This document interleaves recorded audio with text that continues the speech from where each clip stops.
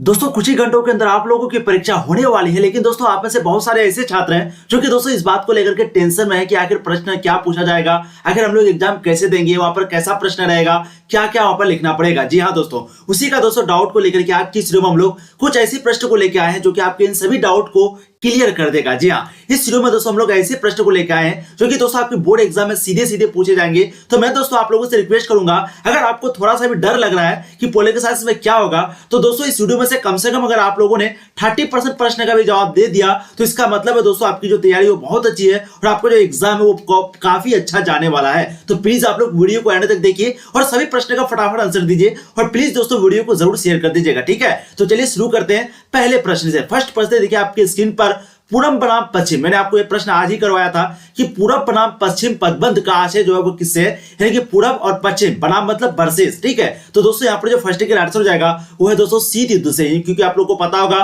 पूरब की ओर था आपका सोवियत संघ और पश्चिम की ओर था दोस्तों पूंजीवादी अमेरिका, ठीक है। तो इन दोनों के बीच जो युद्ध हुआ था उसी को बोलते थे शीत युद्ध। तो राइट सर दोस्तों आपका ऑप्शन ई बी हो जाएगा। देखिए कई बार ये प्रश्न जो कि आपको पूछा भी गया है 2015 में, 2017 में, ठीक है। दोस्तों अगर आप लोगों को सब्जेक्टिव क्वेश्चन चाहिए तो मैं आपको कई बार बता चुका हूं कि सब्जेक्टिव क्वेश्चन के लिए दोस्तों आपको सिंपली गूगल पे सर्च करना पड़ेगा तनु क्लासेस। वहां पर दोस्तों आप वेबसाइट पे जाकर के पढ़ सकते हैं। टोटल 15 सेट जो है अपलोड कर दिया गया है, ठीक है। चलिए अब देखिए अगला प्रश्न, क्वेश्चन नंबर 2। 1917 की रूस में समाजवादी राज्य की स्थापना किसने की? 1917 के रूस में समाजवादी राज्य की स्थापना किसने की? दोस्तों ये भी प्रश्न मैंने आपको आज ही करवाया था। बिल्कुल इसका आंसर आपको जाएंगे लेनिन ने। ऑप्शन सी आपका सेकंड का बिल्कुल राइट आंसर हो जाएगा। देखिए अगला प्रश्न, क्वेश्चन नंबर 3। ब्रेजनेव किस देश के राष्ट्रपति थे? अगर आपको प्रश्न पूछा जाए कि ब्रेजनेव जो है वो किस देश के राष्ट्रपति थे 2013 में, दोस्तों देखिए प्रश्न आपको पूछा गया, बिल्कुल थर्ड की राइट आंसर हो जाएगा, वो है दोस्तों सोवियत संघ के। ऑप्शन आपकी सी बिल्कुल सही आंसर हो जाएगा। आप लोग सभी प्रश्न का फटाफट आंसर दीजिए और प्लीज वीडियो को लाइक कर दीजिए, एक बार शेयर कर दीजिएगा ताकि आपके जितने भी दोस्त हैं वो भी दोस्तों इस वीडियो को देख ले। अब देखिए अगला प्रश्न, क्वेश्चन नंबर 4। संयुक्त राष्ट्र संघ के प्रथम महासचिव कौन थे? संयुक्त राष्ट्र संघ के प्रथम महासचिव कौन थे? बिल्कुल 4 के दोस्तों आंसर आपको जाएगा वो है ट्रिगीलाई। ऑप्शन आपका ए जो है 4 के बिल्कुल करेक्ट आंसर आएगा। देखिए अगला प्रश्न, क्वेश्चन नंबर 5। भारत के संविधान में पहला संविधान संशोधन किस वर्ष हुआ था? 2020 में देखिए प्रश्न आपको पूछा गया है कि भारत के संविधान में जो पहला संविधान संशोधन हुआ था वो किस वर्ष हुआ था? बिल्कुल 5 के दोस्तों आंसर आपको जाएगा वो है 1951 में। ऑप्शन आपका ए जो है बिल्कुल करेक्ट आंसर आएगा। अब देखिए दोस्तों अगला प्रश्न, क्वेश्चन नंबर 6। संविधान में 42वां संशोधन कब पारित किया गया था? संविधान में 42वां संशोधन कब पारित किया गया था? सिक्स के दोस्तों यहाँ पर सही जवाब हो जाएगा वो है 1976 में। ऑप्शन आपका बी सिक्स का बिल्कुल करेक्ट आंसर आएगा। देखिए अगला प्रश्न, क्वेश्चन नंबर 7। भारतीय न्यायपालिका किस प्रक्रिया के अंतर्गत कार्य करती है? देखिए 2021 में आपको एक प्रश्न पूछा गया है कि भारत की जो न्यायपालिका होती है दोस्तों वो किस प्रक्रिया के अंतर्गत काम करती है, किस प्रोसेस के अंतर्गत? बिल्कुल 7 के दोस्तों राइट आएंगे, कानून के द्वारा स्थापित प्रक्रिया के अंतर्गत भारतीय न्यायपालिका जो है कार्य करती है। ऑप्शन आपका ए 7 का बिल्कुल करेक्ट आंसर आएगा। क्या बात है, इसी आप लोगों को एग्जाम में भी शानदार ताबड़तोड़ प्रश्न का आंसर देना है, ठीक है। एक भी प्रश्न को दोस्तों आपको परीक्षा में नहीं छोड़ना है। यह गलती बहुत बार स्टूडेंट कर देता है, एक भी प्रश्न को आपको नहीं छोड़ना है। चलिए, उच्च न्यायालय के न्यायाधीश की सेवानिवृत्ति की आयु जो है वो क्या है? देखिए 2021 में आपको पूछा गया है, बिल्कुल 8 के दोस्तों आंसर हो जाएगा वो है 62 वर्ष। यानी कि हाई कोर्ट के जो न्यायाधीश होते हैं दोस्तों, जो जज होते हैं, उसकी जो आयु होती है, मतलब कि वो कितने बार में रिटायर जो होते हैं वो 62 वर्ष में होते हैं। वहीं पे दोस्तों अगर सुप्रीम कोर्ट की बात करें तो वो 65 वर्ष में, ठीक है। तो यहाँ पर आंसर आपका ऑप्शन सी हो जाएगा। हाई कोर्ट के बारे में पूछा है तो आंसर आपका ऑप्शन सी हो जाएगा। अब देखिए अगला प्रश्न, क्वेश्चन नंबर 9। कई बार देखिए प्रश्न मैंने आपको करवाया था, भारतीय न्यायपालिका शीर्ष न्यायालय कौन है? भारतीय न्यायपालिका का जो शीर्ष न्यायालय है दोस्तों वो कौन है? बिल्कुल 9 की दोस्तों यहाँ पर आंसर हो जाएगा वो है सर्वोच्च न्यायालय, यानी कि ऑप्शन बी आपका हो जाएगा सुप्रीम कोर्ट, ठीक है। अब देखिए अगला प्रश्न, क्वेश्चन आपको जाएंगे 10। संयुक्त राज्य महासभा की पहली महिला अध्यक्ष जो है वो कौन थी? संयुक्त राज्य महासभा की पहली महिला अध्यक्ष कौन थी? बिल्कुल दोस्तों आप लोगों ने सही आंसर दिया। इसकी जो राइट आंसर है वो क्या हो जाएगा? विजय लक्ष्मी पंडित जो है वो पहली महिला अध्यक्ष थी संयुक्त राष्ट्र महासभा की। ऑप्शन आपका सी बिल्कुल सही हो जाएगा क्वेश्चन नंबर 10 का। देखिए अगला प्रश्न, क्वेश्चन 11। G77, आज ही मैंने आपको एक प्रश्न करवाया था कि ग्रुप 77 जो है इसमें दोस्तों कौन शामिल है? बिल्कुल एरोट की यहाँ पर राइट हो जाएगा वो है विकासशील देश, ठीक है। तो G77 में जो है विकासशील देश शामिल है। राइट आंसर आपका 11 का ऑप्शन सी हो जाएगा। कई बार हमने आपको ये भी प्रश्न करवाया था। देखिए अगला प्रश्न, क्वेश्चन 12। संयुक्त राष्ट्र संघ का सबसे बड़ा अंग कौन सा है? संयुक्त राष्ट्र संघ का सबसे बड़ा अंग कौन सा है? बिल्कुल 12 के दोस्तों आपके जो सही जवाब है वो हो जाएगा महासभा। ऑप्शन आपका ए बिल्कुल सही हो जाएगा क्वेश्चन नंबर 12 का। देखिए अगला प्रश्न, क्वेश्चन नंबर 13। राज्य पुनर्गठन आयोग ने अपना प्रतिवेदन भारत सरकार को कब सौंपा था? 1953 में, 54 में, 55 में, 56 में? बिल्कुल 13 के दोस्तों आपके जो सही जवाब है वो क्या हो जाएगा 1955 में। ठीक है, तो राज्य पुनर्गठन आयोग ने अपना जो प्रतिवेदन है दोस्तों वो कब सौंपा था, वो 1955 में सौंपा था। ऑप्शन सी आपका सही हो जाएगा। देखिए अगला प्रश्न क्वेश्चन नंबर 14, स्वतंत्र प्राप्ति के समय भारतीय संघ में इकाइयों यानी कि राज्यों की जो संख्या वो कितनी थी, यानी कि जब आजादी हो रहा था, यानी कि जब आजादी मिली थी भारत को, तो दोस्तों में भारतीय संघ में टोटल राज्यों की संख्या कितनी थी, बिल्कुल 14 की दोस्तों यहाँ पर जो करेक्ट आंसर वो हो जाएगा 28। ऑप्शन यहाँ पर ए जो है बिल्कुल सही हो जाएगा क्वेश्चन नंबर 14 का। अब देखिए अगला प्रश्न क्वेश्चन आपको देंगे 15, राज्य पुनर्गठन अधिनियम लागू होने के बाद भारत को 2 इकाइयों में विभाजित किया गया, इकाइयां जो है निम्नलिखित में से कौन है, बिल्कुल 15 के दोस्तों आपके जो सही आंसर है वो हो जाएगा राज्य एवं केंद्र शासित प्रदेश में जो है यानी कि 2 इकाई में उसको बांट दिया गया, एक राज्य और एक केंद्र शासित प्रदेश। राज्य टोटल अभी कितना है 28 है, ठीक है, और अभी केंद्र शासित प्रदेश कितना है दोस्तों, तो वो है 9। अगर पूछा जाए तो आप लोग दीजिएगा। और मूल अधिकार कितने टोटल 6 है, एक अधिकार को हटा दिया गया जो कि संपत्ति का अधिकार, टोटल मूल अधिकार 6 है, और टोटल दोस्तों जो मौलिक कर्तव्य है वो आपका 11 है। ठीक है, अब देखिए अगला प्रश्न क्वेश्चन आपके 16, रजवाड़ों को भारतीय संघ में शामिल कराने की जो जिम्मेदारी है वो किसे दी गई थी, बिल्कुल 16 के दोस्तों आपके राइट आंसर हो जाएगा सरदार वल्लभ भाई पटेल को, जिन्हें भारत का लौह पुरुष कहा जाता है। इन्हीं ही दोस्तों रजवाड़ों को भारतीय संघ में शामिल कराने का जिम्मेदारी दी गई थी। ऑप्शन भी आपका सही हो जाएगा। स्वतंत्र भारत में प्रथम उप प्रधानमंत्री कौन थे, स्वतंत्र भारत में प्रथम उप प्रधानमंत्री कौन थे, बिल्कुल 17 के दोस्तों आंसर आपको जाएगा वो सरदार वल्लभ भाई पटेल। ऑप्शन डी आपका 17 का बिल्कुल करेक्ट आंसर रहेगा। देखिए अगला प्रश्न क्वेश्चन 19, स्वतंत्रता प्राप्ति के बाद यानी कि आजादी के बाद निर्मित जो भारत सरकार में गृह मंत्री किसे बनाया गया था, बिल्कुल दोस्तों 18 की जो आंसर है वो आपको जाएंगे सरदार वल्लभ भाई पटेल को ही गृह मंत्री बनाया गया था। तो ध्यान रखिएगा गृह मंत्री, अगर आपको पूछे प्रधानमंत्री दोस्तों तो वो भी थे सरदार वल्लभ भाई पटेल। अगर आपको पूछा जाए कि गृह मंत्री कौन थे तो ये प्रश्न जो है पूछा भी गया है, ठीक है, 2012 में, तो दोस्तों इसका राइट क्या हो जाएगा, ये भी सरदार वल्लभ भाई पटेल ही थे। तो 18 की आंसर आपका ऑप्शन बी हो जाएगा।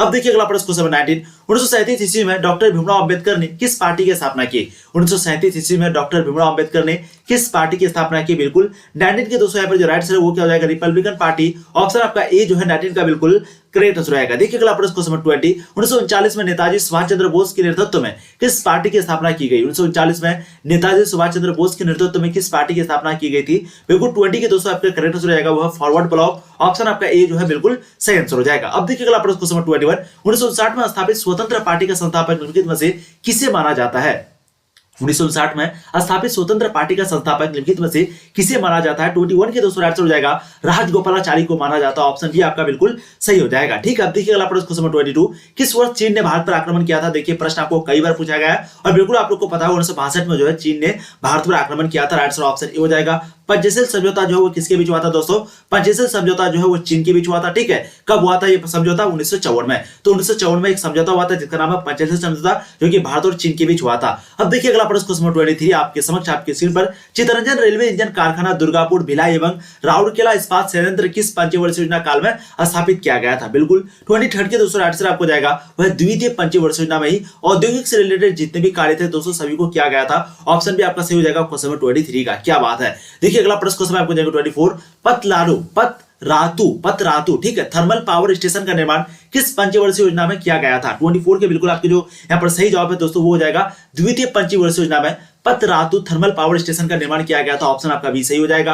देखिए अगला प्रश्न क्वेश्चन 25, केंद्रीकृत नियोजन के अंतर्गत देश की नियोजन की प्रक्रिया किस प्राधिकरण के अधीन होता है, बिल्कुल 25 के दोस्तों आपके जो करेक्ट आंसर है वो क्या हो जाएगा, बिल्कुल केंद्र प्राधिकरण के मतलब कि इसके अध्यक्ष में रहता है। ठीक है, तो राइट आंसर जो इसके अंतर्गत रहता है तो राइट आंसर आपका ऑप्शन सी हो जाएगा क्वेश्चन 25 का। ठीक है, अब देखिए अगला प्रश्न क्वेश्चन आप जाएंगे जो 26 नंबर क्वेश्चन, विकास का समाजवादी मॉडल में उत्पादन एवं वितरण किसके नियंत्रण में होता है। आपको पूछा जाएगा कि समाजवादी मॉडल में उत्पादन और वितरण ये दोनों चीज किसके कंट्रोल में रहता है दोस्तों। 26 के बिल्कुल आपकी जो सही जवाब है वो हो जाएगा राज्य के कंट्रोल में। ऑप्शन आपका भी 26 का बिल्कुल सही आंसर हो जाएगा। ठीक है दोस्तों, जो भी शॉर्ट क्वेश्चन और लॉन्ग क्वेश्चन को अभी तक नहीं किया यानी कि सब्जेक्टिव क्वेश्चन को नहीं बनाया है तो प्लीज आप लोग जाइए सिंपली कहां पर, गूगल पर जाइए दोस्तों, वहां पर आप सर्च करेंगे तनु क्लासेस। ठीक है, तो तनु क्लासेस दोस्तों सर्च करेंगे, ऊपर में आपको मिलेगा, उसी लिंक पर क्लिक करना दोस्तों, और यहाँ पर जो आपको सारा सब्जेक्टिव क्वेश्चन मिल जाएगा, साथ ही साथ चैप्टर बाय चैप्टर ऑब्जेक्टिव और मॉडल सेट जो है मिल जाएगा। ठीक है, थोड़ा सा नीचे आइएगा तो देखिए यहाँ पर सब्जेक्टिव क्वेश्चन लिखा हुआ है। सब्जेक्टिव क्वेश्चन में दोस्तों आपको जाना है, सब्जेक्टिव क्वेश्चन में जाने के बाद यहाँ पर देखिए आपको पॉलिटिकल साइंस सब्जेक्ट को उसी पे क्लिक करना, जैसे ही उस पर क्लिक कीजिएगा तो दोस्तों यहाँ पर अगर ध्यान से देखिएगा तो देखिए सारा चीज यहाँ पर आपको मिल जाएगा। ठीक है, तो जाना कैसे, सिंपली आपको गूगल पे सर्च करना तनु क्लासेस, वहां के बाद दोस्तों आपको वेबसाइट पे जाना, वेबसाइट पे जाने के बाद दोस्तों वहां पर आपको chapter by chapter objective, PVI model set, साथ ही साथ सब्जेक्टिव क्वेश्चन जो कि बहुत ही कंपलसरी है, तो प्लीज आप लोग जाइए। 15 सेट है, ज्यादा से ज्यादा आपको 1-1.5 घंटा लगेगा, अच्छे से आप उसको पढ़ लीजिए और 100% दोस्तों सब्जेक्टिव क्वेश्चन का डाउट जो आपका क्लियर हो जाएगा। ठीक है, 27 के बिल्कुल आंसर किया जाएगा मिश्रित अर्थव्यवस्था। आज ही के दिन में आपको ये प्रश्न करवाया था, ठीक है। तो भारत में दोस्तों कौन सा अर्थव्यवस्था? बिल्कुल मिश्रित अर्थव्यवस्था। अब देखिए अगला प्रश्न आपका, भारत में कितने प्रतिशत लोग निर्भरता कृषि पर है? बताइएगा, भारत में कितने प्रतिशत लोगों की जो निर्भरता है, जो डिपेंडेंट है दोस्तों, वो कृषि पर। 28 का बिल्कुल आपका जो सही आंसर है दोस्तों वो हो जाएगा 70%। जी ऑप्शन आपका ए 28 का बिल्कुल सही आंसर हो जाएगा। देखिए अगला प्रश्न क्वेश्चन 29, किसने कहा भारत के लिए दूरगामी हित को देखते हुए यही हितकर होगा कि हम बिना किसी को नाराज किए लाखों लोगों की सहानुभूति प्राप्त कर सकते हैं? बिल्कुल 29 के दोस्तों आपके जो करेक्ट आंसर है वो क्या आ जाएगा? जवाहरलाल नेहरू। ऑप्शन भी आपका 29 का बिल्कुल करेक्ट आंसर आएगा। देखिए अगला प्रश्न क्वेश्चन 30, शीत युद्ध जिसको हम लोग बोलते हैं कोल्ड वार, इसके अर्थ के संबंध में निम्नलिखित में से दोस्तों कौन सा कथन है जो कि सत्य है? 2010 में देखिए प्रश्न आपको पूछा गया, बिल्कुल 30 के दोस्तों राइट से आपको जाएंगे, संयुक्त राज्य अमेरिका एवं सोवियत संघ दोनों महाशक्तियों के पारस्परिक विरोध को शीत युद्ध कहा गया। ऑप्शन आपका ए बिल्कुल सही हो जाएगा क्वेश्चन नंबर 30 का। ठीक है, बहुत बढ़िया, बहुत खूब। अब देखिए अगला प्रश्न क्वेश्चन आपको जाएंगे 31, गुट निरपेक्षता का अर्थ क्या होता है? गुट निरपेक्षता का अर्थ क्या होता है? जी हाँ, इसके आंसर क्या हो जाएगा? किसी गुट में शामिल ना होकर स्वतंत्र अस्तित्व बनाए रखना, बिल्कुल सही। दोनों गुटों में समान दूरी बनाए रखना, बिल्कुल सही। दोनों गुटों के बीच तटस्थता की नीति को अपनाना, बिल्कुल सही। तो राइट आंसर दोस्तों आपके ऑप्शन डी हो जाएगा क्वेश्चन नंबर 31 का। ठीक है, बहुत ही इंपोर्टेंट प्रश्न आपका। चलिए अब देखिए अगला प्रश्न क्वेश्चन नंबर 32, अखिल भारतीय किसान कांग्रेस की स्थापना किसने की? अखिल भारतीय किसान कांग्रेस की स्थापना किसने की? बिल्कुल 32 के दोस्तों आपके जो सही आंसर है यहाँ पर वो आपका हो जाएगा जवाहरलाल नेहरू ने। ठीक है, तो अखिल भारतीय किसान कांग्रेस की स्थापना दोस्तों वो जवाहरलाल नेहरू ने की। देखिए अगला प्रश्न क्वेश्चन नंबर 33, किस पंचवर्षीय योजना में गरीबी हटाओ कार्यक्रम को विशेष स्थान दिया गया था? बताइएगा कौन सी पंचवर्षीय योजना था जहां पर गरीबी हटाओ कार्यक्रम प्रोग्राम को जो है विशेष स्थान दिया गया था? मैंने आज ही ये प्रश्न आपको करवाया था। बिल्कुल 33 के दोस्तों आपको जो राइट आंसर वो क्या हो जाएगा? पांचवी पंचवर्षीय योजना जो कि 1974 से लेकर के 79 तक चली थी। इसी में दोस्तों यानी कि यही जो पंचवर्षीय योजना था, पांचवी पंचवर्षीय योजना में ही क्या हुआ था? गरीबी हटाओ को जो कार्यक्रम था दोस्तों इंदिरा गांधी के द्वारा लाया गया था, इस पर बहुत ज्यादा जोर दिया गया था। तो राइट आंसर आपका ऑप्शन सी हो जाएगा क्वेश्चन नंबर 33 का। चलिए अब देखिए अगला प्रश्न क्वेश्चन नंबर 34, कैबिनेट की मेहराब की आधारशिला किसे कहा गया? कैबिनेट की मेहराब की आधारशिला जो किसे कहा गया? ये भी प्रश्न देखिए मैं आपको कई बार करवा चुका हूं। बिल्कुल 34 की राइट आंसर यहां पर हो जाएगा वो है दोस्तों आपका प्रधानमंत्री को कहा गया। ऑप्शन भी आपका बिल्कुल सही आंसर हो जाएगा। ठीक है, अब देखिए अगला प्रश्न क्वेश्चन आपको जाएंगे 35, एक कार्यकाल में किस प्रधानमंत्री की कार्य अवधि सबसे कम रही है? बताइएगा टोटल शासन जो है सबसे कम कौन से प्रधानमंत्री किए हैं? बिल्कुल 35 के दोस्तों आपके जो सही जवाब है वो क्या हो जाएगा? एपी वाजपेयी, अटल बिहारी वाजपेयी। ऑप्शन आपका ए बिल्कुल सही हो जाएगा क्वेश्चन नंबर 35 का। चलिए अब देखिए अगला प्रश्न क्वेश्चन नंबर 36, प्रधानमंत्री मोरारजी देसाई की सरकार कितने समय तक चली थी? तो दोस्तों आप लोग को मैं कई बार बता चुका हूं कि जनता पार्टी जो कि 1977 में विजय प्राप्त की थी, जनता पार्टी ना कि भारतीय जनता पार्टी। ठीक है, तो जनता पार्टी विजय प्राप्त की थी दोस्तों, उसके बाद ही जो है वो प्रधानमंत्री बन गए थे 8 महीने के लिए। ठीक है, तो प्रधानमंत्री मोरारजी देसाई की सरकार कितने समय तक चली थी दोस्तों? 18 महीने तक। ऑप्शन आपका ए जो है बिल्कुल सही हो जाएगा क्वेश्चन नंबर 36 का।